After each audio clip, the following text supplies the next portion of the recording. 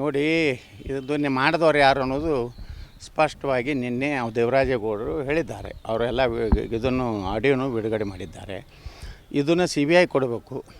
ಇಲ್ಲಿ SIT ಸಂಪೂರ್ಣವಾಗಿ DK Shivakumar ಏಜೆಂಟ್ರಂಗೆ ಕೆಲಸ ಮಾಡ್ಲಕ್ಕತ್ತದೆ. ಇದರಿಂದ ಅದಕ್ಕೆ ನ್ಯಾಯ ಸಿಗುವುದಿಲ್ಲ. SIT ಒಳಗಿರುವ ಅಧಿಕಾರಿಗಳೆಲ್ಲ ರಾಜ್ಯದವರು. ಅವರೆಲ್ಲ ಏನು DK ಶಿವಕುಮಾರ್ ಒಂದು ಕಂಟ್ರೋಲ್ದಾಗಿರೋದ್ರಿಂದ ಮತ್ತು ನೇರವಾಗಿಯೇ ಹೇಳ್ತಾರೆ DK ಶಿವಕುಮಾರ್ ಹೆಸರಲ್ಲಿ ತೆಗಿಬೇಕಂತ ಹೇಳಿದ ಮ್ಯಾಗೆ ಇದು ನಿಶ್ಚಿತವಾಗಿಯೂ ಈ SITದಿಂದ ನಮಗೆ ನ್ಯಾಯ ಸಿಗ್ಲಿಕ್ಕೆ ಸಾಧ್ಯ ಇಲ್ಲ. ಇದು CBIನೇ ಒಂದೇ ಪರಿಹಾರ. ಅದು ಕೊಡುವುದಿಲ್ಲ ಅಂದರೆ ಅರ್ಥ ಇದನ್ನೇ ಇವರೇ ಮಾಡಿಸಿದ್ದಂಥದ್ದು. ನಾನು ಮೊದಲೇ ಹೇಳಿದ್ದೆ, ಈ ಫ್ಯಾಕ್ಟ್ರಿನೇ ಈಗ ಒಂದು ಓಪನ್ ಆಗಿದೆ, ಇನ್ನೊಂದು ಓಪನ್ ಕೆಲವೊಂದು ದಿವಸನಾಗ ಆಗ್ತದೆ. ನೋಡಿರಿ, ಇದು BJP 14 ನಮ್ಮ ಲೋಕಸಭೆ BJP ಅದಾವು. ಅಲ್ಲೇನು JDSನವ್ರು ಯಾವೂ ಇಲ್ಲ.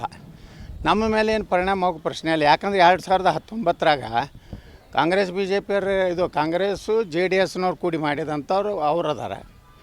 ಅವರು ಏನು ಇವತ್ತು ಮೊನ್ನೆ 24 ತಾಸಿನಾಗ ಆಗಿದ್ದಲ್ಲ, ಅದು 2019ರಿಂದ ಏನಾಗಿದೆ ಅದಕ್ಕೆಲ್ಲ ಕಾಂಗ್ರೆಸ್ಸೇ ಜವಾಬ್ದಾರಿ. ನೋಡಿ, ಇದನ್ನು ಮಾಡಿದವ್ರು ಯಾರು ಅನ್ನೋದು ಸ್ಪಷ್ಟವಾಗಿ ನಿನ್ನೆ ದೇವರಾಜೇಗೌಡರು ಹೇಳಿದ್ದಾರೆ. ಅವರೆಲ್ಲ ಇದನ್ನು ಆಡಿಯೋನು ಬಿಡುಗಡೆ ಮಾಡಿದ್ದಾರೆ. ಇದನ್ನು CBI ಕೊಡಬೇಕು.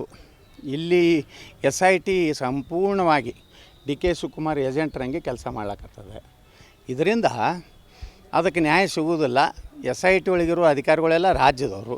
ಅವರೆಲ್ಲ ಏನು DK ಶಿವಕುಮಾರ್ ಒಂದು ಕಂಟ್ರೋಲ್ದಾಗಿರೋದ್ರಿಂದ ಮತ್ತು ನೇರವಾಗಿಯೇ ಹೇಳ್ತಾರೆ DK ಶಿವಕುಮಾರ್ ಹೆಸರಲ್ಲಿ ತೆಗಿಬೇಕಂತ ಹೇಳಿದ ಮ್ಯಾಗೆ ಇದು ನಿಶ್ಚಿತವಾಗಿಯೂ ಈ SITದಿಂದ ನಮಗೆ ನ್ಯಾಯ ಸಿಗ್ಲಿಕ್ಕೆ ಸಾಧ್ಯ ಇಲ್ಲ. ಇದು CBIನೇ ಒಂದೇ ಪರಿಹಾರ.